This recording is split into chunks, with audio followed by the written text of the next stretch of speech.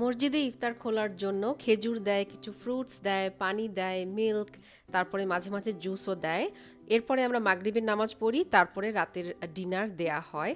তো অনেকেই করে যে ইফতারে বিভিন্ন রকম খাবার নিয়ে আসে এবং সবার সাথে শেয়ার করে। যেমন আমার ফ্রেন্ড এখানে নিয়ে আসছে বাসবুসা, এটা ইয়েমেনি বাসবুসা বলতে পারেন, একটু ডিফারেন্ট ছিল।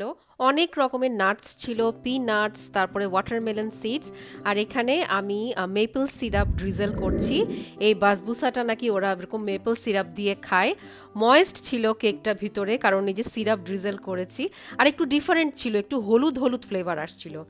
এটা ছিল সোমালিয়ান একটা ডেজার্ট, এটার নাম কাকা। বাংলাদেশি সুজির পিঠার সাথে এটার মিল ছিল। অনেক কয়েকটা দিনের ক্লিপ আমি একটু একটু করে জোড়া লাগিয়ে আজকের ব্লগটা বানিয়েছি, যেন আপনাদেরকে একটা আইডিয়া দিতে পারি আমাদের ইফতারের পর থেকে তারাবি পর্যন্ত মসজিদের এনভায়রনমেন্টটা কেমন থাকে। একদিন আমাদের ইফতার দিয়েছিল এই আফগান পোলাও, ল্যাম্ব আফগান পোলাও। মাংসটা একদম দমে দিয়ে রান্না করে, অনেকটাই আমাদের কাচ্চি বিরিয়ানির মতো, বাট মশলা অনেক কম থাকে, একটু ব্ল্যান্ড হয়। এটা হলো একটা হালুয়া, ইয়েমেনি হালুয়া, আমার ফ্রেন্ড আবার নিয়ে আসছে। ওরা এটা নাকি বানিয়েছে ময়দা, তারপরে জাফরান, তারপরে বিভিন্ন রকম নাটস, সিসামি সিড, ওই সাদা তিল দিয়ে।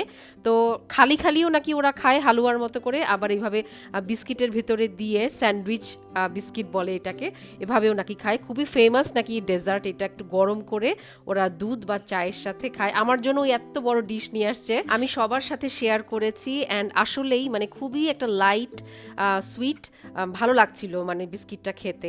এখন বাসায় চলে